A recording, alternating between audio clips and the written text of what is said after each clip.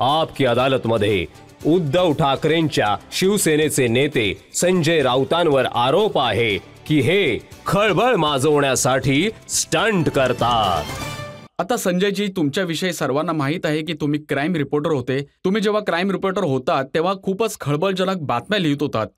वाटतं की सवय अजूनही ती कायम आहे। आपल्या विधानांनी, आपल्या लेखणीने राजनीतीमध्ये रोज सेन्सेशन तयार करता। राजनीती सगळ्यात मोठं क्राईम बनलं आहे। सगळ्यात जास्त क्राईम तर राजनीतीमध्येच होतं आजकाल। आणि जसं तुम्ही म्हटलं की आम्ही स्टंट करतो, आम्ही लोक करतो, मला तुम्ही एक उदाहरण द्या की हे स्टंट आहेत। एक काय, खूप सारे उदाहरण देतो मी तुम्हाला।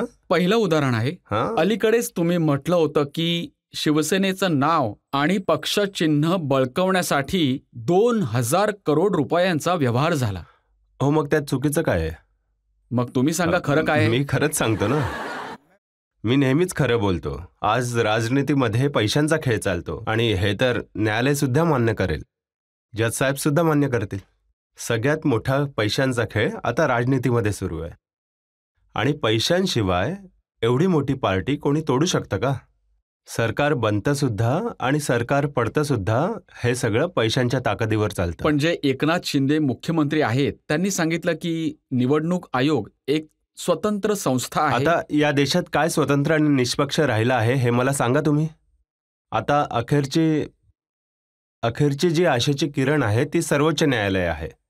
बाकी न्यायपालिका असो, निवडणूक आयोग असो, केंद्रीय तपासणी एजन्सी असो, मी एवढंच म्हटलं होतं की आतापर्यंत 2000 करोड रुपये हे महाराष्ट्राच्या राजनीतीच्या खेळात खर्च झाले आहेत आणि त्या सगळ्या पॅकेजमध्ये शिवसेना हे नाव आणि निवडणूक चिन्ह सुद्धा येतं।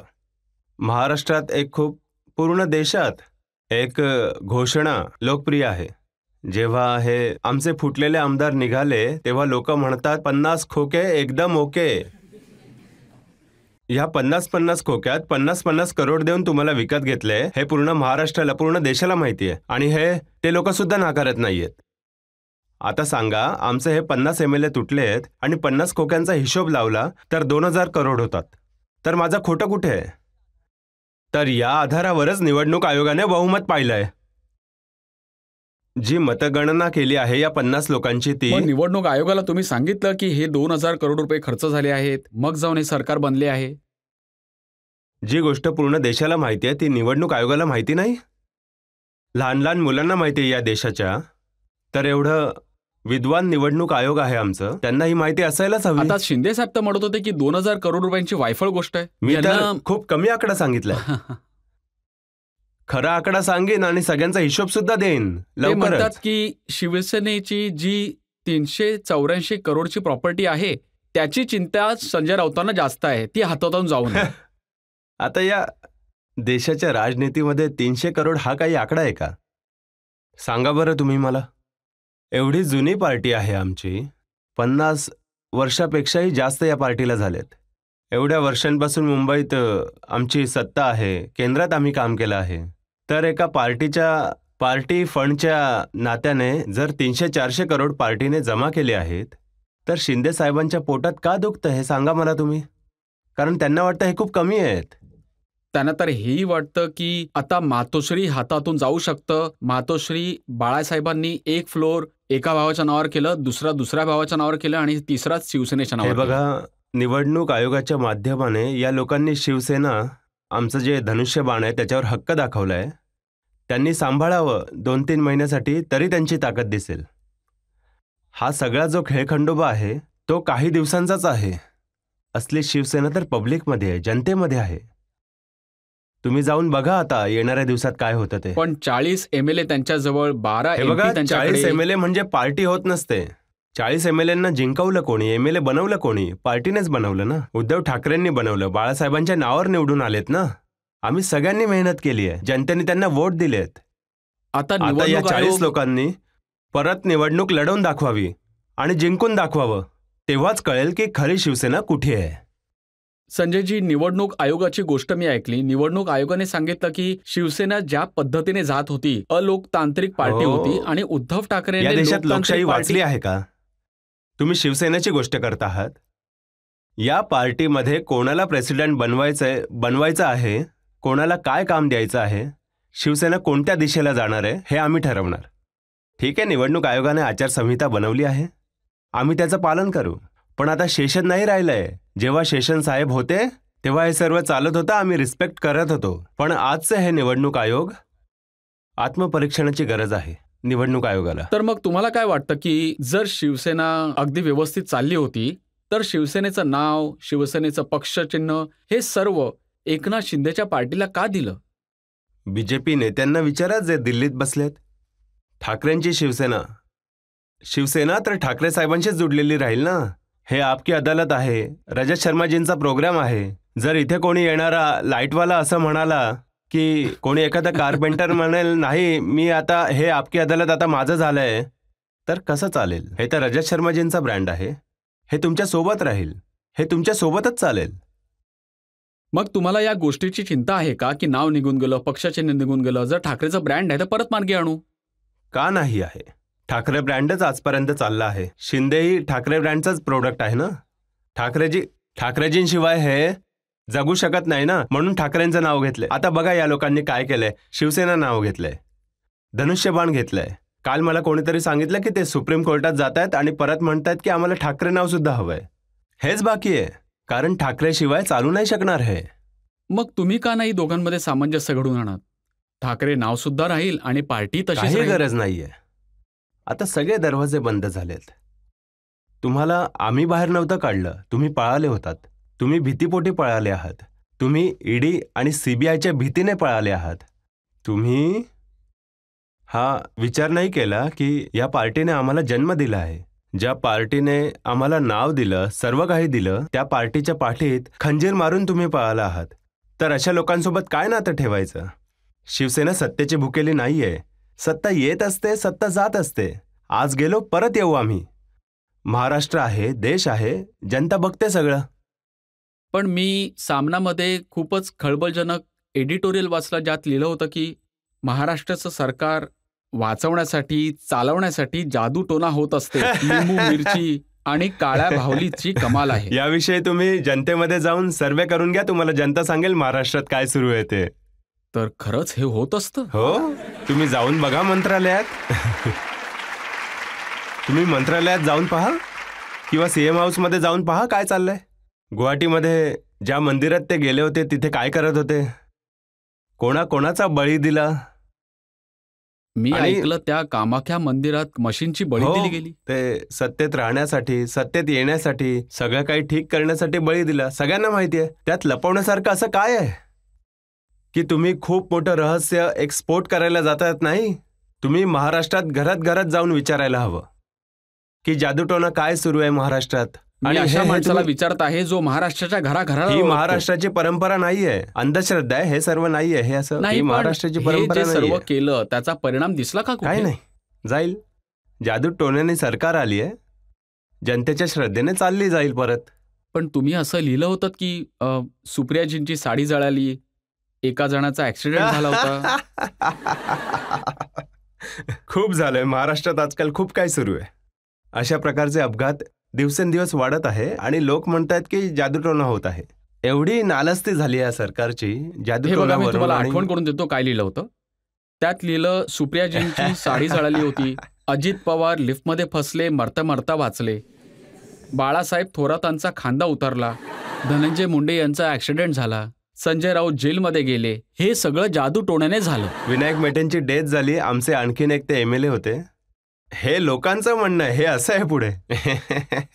ही एक लाईन तुम्ही वाचायला विसरलात की ही अशी महाराष्ट्राच्या जनतेची भावना आहे. हो, ते जनतेच्या भावनेच्या नावाखाली लिहिलं आहे, पण लिहिलं आहे की अशाने जे विरोधी पक्षाचे नेते आहेत ते हॉस्पिटलमध्ये बेडवर पडलेले असतात. अशी या सरकारची आणि काही लोकांची इच्छा आहे की आमच्यासारखे जे लोक आहेत, जे आवाज उचलतात, खरे बोलतात, जे भीत नाहीत, त्यांना एकतर जेलमध्ये टाका किंवा संपवून टाका, कसंही करून. परंतु तरीही आम्ही लोक जिवंत आहोत. इथपर्यंत पोचलो न्यायालयात. मला वाटतं हा काही दिवसांचाच विषय आहे. लवकरच हा देश परत एकदा स्वतंत्र तर होईल. लवकरच त्यांचा जादूटोणा संपेल का? जादू जादू असते. बाळासाहेब ठाकरेंची एक जादू होती, मी त्या जादूला मानतो. पण यात तुम्ही लिहिलं होतं की उद्धव ठाकरे ही आजारी झाले, वर्षा बंगल्यात त्यांच्यावर जादूटोणा केला गेला. जे काही सुरू होतं 6-7 वर्षात पूर्ण महाराष्ट्र एका तणावात होता. उद्धव ठाकरे सारखे व्यक्ती आजारी पडले, अनकॉन्शियस झाले. अनकॉन्शियस झाल्यानंतर हे सरकारला पाडण्याच्या कामाला लागले होते. आमचा नेता अंथरुणावर आहे, आमचा नेता इस्पितळात आहे, आमचा नेता अनकॉन्शियस आहे, आणि त्यांचे काही सोबती याचा फायदा घेऊन सरकार पाडण्याच्या तयारीला लागले. याचा अर्थ काय आहे? ही काही मानवता आहे का? पण तुम्ही तर गेले होते न्यायालयात त्याच्यासाठी लढण्यासाठी. लढत राहू. आमचा पूर्ण जन्म पण लढण्यातच विचित्र गोष्ट गेलाय. नाहीये का, तुम्ही न्यायालयामध्ये लढता पण आणि मग तुम्हीच लिहिता की न्यायाची व्यवस्था काही लोकांची वेश्या बनून राहिली. हो, मी लिहिलं आहे आणि मी हे मानतो सुद्धा. आणि हे मी एकटाच नाही बोलत आहे. हे जर मी एकटंच बोलत असतो तर मी मानलं असतं की हां, माझी चूक आहे. आज पूर्ण देश, मोठमोठे लोक, कायदे तज्ज्ञ सगळेजण हेच बोलतायत की आज या देशात न्याय नाही मिळत आहे. आणि म्हणून तर मी म्हणतो की आज सर्वोच्च न्यायालय, आज सुप्रीम कोर्ट एकमेव आशेची किरण राहिली आहे, ज्यात वाटतं की आपल्याला न्याय तुम्ही मिळू जरा शकेल. जास्तच खळबळ नाही पसरवत का? तुम्ही म्हटलं की हे संसद हिजड्यांची इमारत आहे. हे मी नाही म्हटलंय, हे महाराष्ट्रात एक शाहीर आहेत, अण्णाभाऊ साठे. ही त्यांची लिहिलेली एक शायरी आहे, ती आहे. तुम्ही बघा, अजून तिथे काही तुम्ही असणार लिहिलं आहे. होतं की तुम्ही कोणाशी दुःख वाटू कारण इथली सत्ता भ्रष्टाचाराच्या रंगात रंगली आहे. डेफिनेटली. राज्यपाल बनतात हे आपले न्यायाधीश, लगेच न्याय दिल्यानंतर कोणी राज्यसभेत जातो तर कोणी राज्यपाल बनतो आणि कोणी ते कॉर्पोरेशनचे चेअरमॅन बनतात. न्यायमूर्ती जे असतात, न्यायालयात जे बसतात, खुर्चीवर जे बसतात, मला वाटतं की जर स्वतःला निष्पक्ष मानतो तर कुठल्याही राजनैतिक पदावर नाही गेलं पाहिजे आपल्या रिटायरमेंट नंतर. त्याची अपेक्षा असते आफ्टर रिटायरमेंट मला काय मिळेल त्या हिशोबाने तो न्याय करतो. तर आम्ही तुमच्यावर कसे विश्वास तुम्हाला ठेवू? भीती नाही वाटत का की कधी तुम्हाला न्यायपालिकेला रखेल मी नाही म्हणता? म्हटलंय, मी रखेला शब्द मी कधी यूज नाही केला. नक्कीच मी ते टीका टिप्पणी केली असेल, पण रखेला शब्द आता मी हे नाही आहे वापरला. तर तुमच्याच नावाने मी- छापलंय. आता हे आणि सगळं छापलं नाही, असेल. हे संजय राऊतांचं ट्विट आहे. हे मराठीत तुम्ही लिहिलं होतं. सांगा याचे ट्रान्सलेशन काय आहे? तुम्ही म्हटलं की ही न्यायव्यवस्था काहींची तर रखेल झाली. हे आमच्या महाराष्ट्राचे खूप मोठे साहित्यिक होते, अण्णाभाऊ साठे, ज्यांचं नाव आहे. ही त्यांची एक शायरी होती, ती नाही, मी तुम्ही कोट ते केली. लिहिलं नाही आहे की इकडे त्यांची शायरी आहे. नाही, हं? नाही, तुमच्या हातात तुमचं ट्विटर अकाउंट आहे. तुमच्या तुमच्या अकाउंटवर हातात अर्धा निदा कागद आहे. असं माझ्याबद्दल लोक हे अशी अर्धवट माहिती घेऊनच गोष्टी करतात. बरं, मग पूर्ण विषय तुम्ही सांगा. नाही, माझी शायरी नाहीये, पण ही जी भावना आहे ही पूर्ण देशाची भावना आहे. आता एक वक्तव्य माझ्याकडे आहे ज्यात तुम्ही एन्फोर्समेंट डायरेक्टरेटला म्हटलं, ईडीला म्हटलं माझ्याशी पंगा घेऊ नका, मी नागडा आहे म्हणून. हो, मग त्यात चुकीचं काय आहे? मी चुकीचं असं काय म्हटलं? माझ्यासारखा माणूस. नागडा माणूस बरोबर आहे की पंगा घेऊ नका बरोबर आहे? दोन्ही. नागडा मीन्स माझ्याकडे काहीच नाहीये, फक्त बाळासाहेब ठाकरेंची विचारधारा आहे. माझ्या हातात एक 5 रुपयांचा एक पेन आहे जो मी इथे लावतो, तीच माझी ताकद आहे. माझी पार्टी आहे, माझे लोक आहेत, त्याशिवाय माझी काही प्रॉपर्टी नाहीये. ईडी सीबीआय माझ्या मागे का लागतायत सांगा? यासाठी की मी सरकारला प्रश्न विचारतो. जो कोणी सरकारला प्रश्न विचारतो तो लगेच देशद्रोही बनतो. त्याच्या मागे ईडी सीबीआय लावतात लगेच. मग महाराष्ट्राचे नेते असो की दिल्लीचे नेते असो की छत्तीसगडचे नेते की पश्चिम बंगालचे असो, काय रुलिंग पार्टीमध्ये सर्व साधू संत आणि महात्मा बसलेले आहेत. कधी जा त्यांच्याकडे आणि बघा काय आहे ते आम्ही देतो, जर तुम्हाला काही माहिती हवी तुम्ही असेल तर. म्हटलं मग होतं की माझ्याकडे 121 लोकांची फाईल आहे आणि तुम्हाला एवढं काम देईल की ईडीला श्वास घ्यायला पण फुरसत मिळणार नाही. डेफिनेटली. त्यापैकी मी काही दिले होते, आतापर्यंत काहीच कारवाई नाही झाली आहे. तर कोण आहे ते 121? खूप आहेत. लोकं? आता तर एक मोठं नाव सुद्धा आलंय. कोणतं मोठं नाव? आता सुरू आहे ना पूर्ण देशात. असं आहे की बघा, आमच्यासारखे मिडल क्लास लोक जे नोकरी करून जगत असतात त्यांच्याही मागे ईडी लागते, सीबीआय लागते. पण मी घाबरलो नाही. मी जेलमध्ये गेलो, मी सरेंडर नाही केलं. मी शिंदेसोबत पळून जाऊन मी बाजू नाही बदलली. मलाही ऑफर होती आमच्यासारख्या लोकांना, बाजू बदला, आमच्या सोबत या. आणि तुम्हाला मग किती पैसे सगळेजण ऑफर केले होते? मला कोणी विकत घेऊ शकत नाही हाच प्रॉब्लेम आहे. पैशाने विकले जाणारे आम्ही लोक नाही आहोत. कारण आमचं जे संपूर्ण आयुष्य आहे ते बाळासाहेब ठाकरेंसोबत गेलंय, जे कधीही पैशाने विकले जात नाहीत. जे आम्हाला मिळालंय त्यांच्यासोबत ते एवढं आहे, त्याची तुलना पैशात नाही होऊ शकत. पण तुम्हाला तुमच्या जीवाची भीती आहे, तुम्ही आरोप लावला आहे की एकनाथ शिंदेच्या मुलाने त्यांनी तुम्हाला तुमच्या नावाची सुपारी दिली आहे? हे बघा, आतापर्यंत तर मी अशा प्रकारचे आरोप केले नव्हते. मी घाबरणारा माणूस नाहीये. परंतु मला माझ्या नेत्यांनी सांगितलं, उद्धव ठाकरेजींना ही माहिती आहे. ही माहिती त्यांच्याकडे सुद्धा गेली. आणखी काही लोकांनी मला येऊन सांगितलं की काहीतरी चाललंय, काहीतरी होतंय, काहीतरी होणार आहे. तर माझं काम आहे की मी पोलिसांना किंवा या राज्याच्या गृहमंत्रींना अवगत करावं की ही इन्फॉर्मेशन माझ्याकडे आली आहे, आता तुम्ही बघून घ्या. बस एवढंच पण केलं. देवेंद्र फडणवीस तर होम मिनिस्टर आहेत, त्यांनी म्हटलं आहे की हे विधान संजय राऊतनी खळबळ माजवण्यासाठी पसरवले देवेंद्र आहे. फडणवीसांचं एक विधान आहे, खूप गैरजबाबदार विधान आहे. राज्याच्या गृहमंत्र्याने अशा प्रकारचे विधान नाही केले पाहिजे. तुम्ही चौकशी करा. अशा प्रकारच्या विधानाने तुमची प्रतिष्ठा कमी होत असते. एक आणखी रुलिंग पार्टीचे मिनिस्टर आहेत, दीपक केसरकर.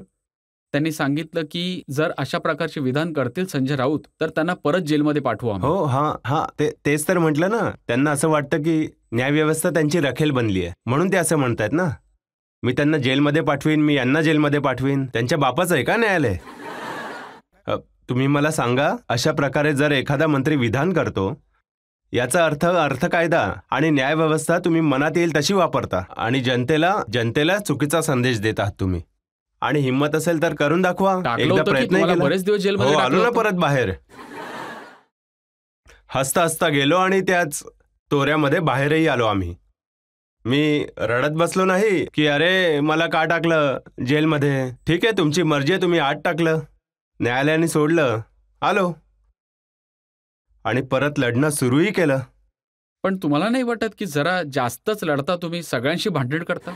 नाही, मी सगळ्यांशी नाही भांडत. सगळ्यांशी भांडत काय अर्थ आहे? 25 वर्ष तर बीजेपी सोबत आमची मैत्री होती, तेव्हा भांडणं नाही झाली. जेव्हा आमचं भांडण काँग्रेस बरोबर होतं तेव्हा सगळे खुश होते. पवार साहेबांसोबत भांडण होतं तेव्हाही सगळे खुश होते.